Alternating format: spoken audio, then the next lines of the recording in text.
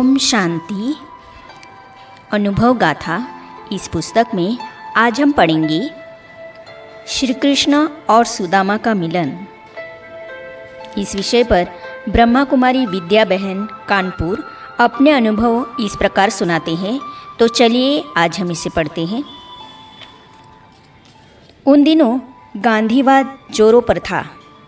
मैंने चरखा प्रतिस्पर्धा में भाग लेकर गलीचा इनाम में पाया था। मैं बाबा के लिए उसे साथ ले आई थी। जब बाबा को दिया तो बाबा ने कहा, बच्ची, तुमने तो मुझे कर्जदार बना दिया, मैं तुमको तुरंत रिटर्न करूँगा। बाबा ने लच्छू दादी को शॉल ले आने को कहा। चूँकि बहुत देर हो चुकी थी, उन्होंने टालते हुए बाबा कल ऐसे कहा। बाबा ने कहा, नहीं बच्ची, कल का दिन तो काल का होता है। अभी इस बच्ची ने दिया है, अभी ही इसको मैं देना चाहता हूँ। फिर बाबा ने खुद उठकर बड़ी पेटी में से शॉल लाकर मुझे ओढ़ाया और इनकम टैक्स कमिश्नर अर्थात बाबूजी के बंगले में हमारा ठहरने का इंतज़ाम करवाया। उनकी कार से ही हमको बंगले तक छुड़वाया भी। सवेरे हम कोठी पर बाबा की मुरली सुनने वापस आ गए। बस अब तो जैसे हम वहाँ रहने लग गए, पीछे का सब भूल गए। भगवान जो मिल गया। बाबा से हमारा मिलन जैसे सुदामा और श्री कृष्ण का मिलन था, जिसे देख सब लोग आश्चर्यचकित थे। यह बेटी तो मेरी है। हम 3 दिन वहाँ पर रहे। एक दिन क्लास के बाद नाश्ता करके बाबा गार्डन में खड़े थे। तब हमने कहा, बाबा हम जा रहे हैं। बाबा ने सबको दृष्टि दी। दृष्टि देते हुए मेरे को 3 बार देखा, ऊपर से नीचे और नीचे से ऊपर तक। फिर कहा, बच्ची, तुम क्यों जाती हो? तुमको तो बाबा के पास रहना है। फिर लौकिक पिताजी से कहा, यह बेटी तो मेरी है, तुम्हारा क्या ख्याल है? लौकिक पिताजी ने कहा, आपकी है तो हम कौन होते हैं कुछ कहने वाले? बाबा 2 कदम आगे आए, मेरा हाथ पकड़ा और कहा, बच्ची, तुमको नहीं जाना है। बाकी सारे लोग चले गए। उस दिन के बाद आज तक मैं कभी लौकिक घर में लौट के एक बार भी नहीं गई। जब हमारे पिताजी ने शरीर छोड़ा 45 साल के बाद, तब इसीलिए गई ताकि कोई यह न कहे कि शरीर छोड़ने पर भी नहीं आई। दिल्ली और अमृतसर में कुछ दिन रहने के बाद बाबा ने मुझे मधुबन बुला लिया। वहाँ बाबा ने पूछा, बेटी, तुमको सब कुछ आता है? हमने अपनी बुद्धि अनुसार हाँ कह दिया। बाबा ने हमको तथास्तु कहा। यह पहला वरदान मुझे बाबा से डायरेक्ट मिला। उस दिन से लेकर आज तक यज्ञ का कोई भी काम हो, चाहे सरकारी चाहे घरेलू, मुझे कोई रुकावट नहीं आती।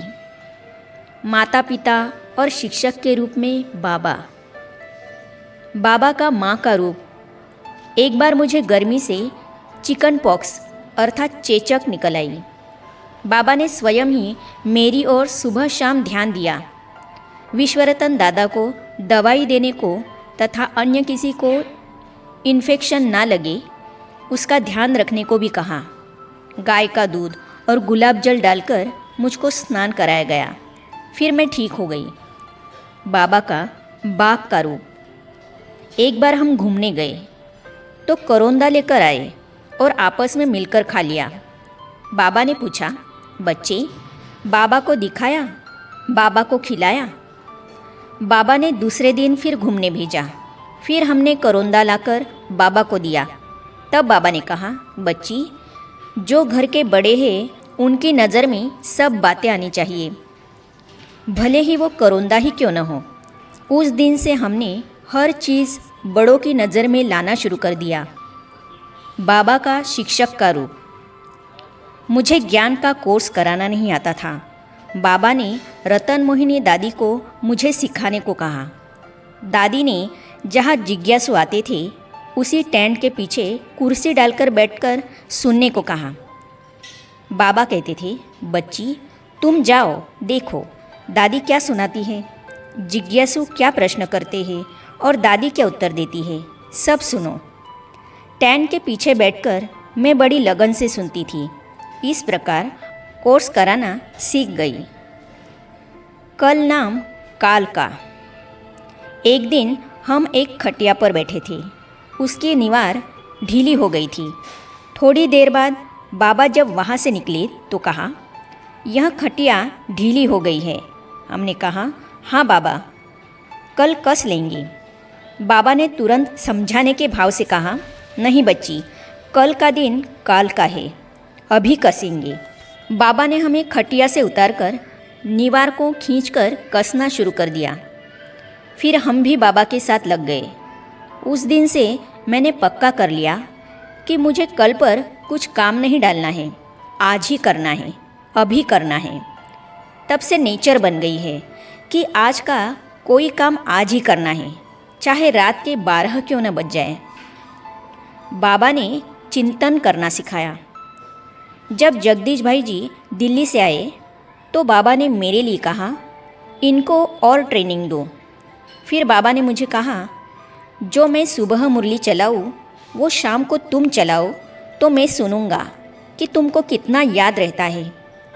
बाबा का सुनाया हुआ मुझे सब याद रहता था। मैं सब बाबा को सुनाती थी। फिर बाबा ने ट्रेनिंग दी, दिन भर सेवा भी करो और सोचो कि मैं स्कूल में खड़ी हूँ, मुझे शिक्षा विषय पर क्या क्या बोलना है। फिर तो चलते फिरते यही सोचते रहे कि हम भाषण कर रहे हैं। बुद्धि में यही रहता था, आज हम ऐसे समझा रहे हैं। ऐसे टीचर बनकर बाबा ने तैयार किया।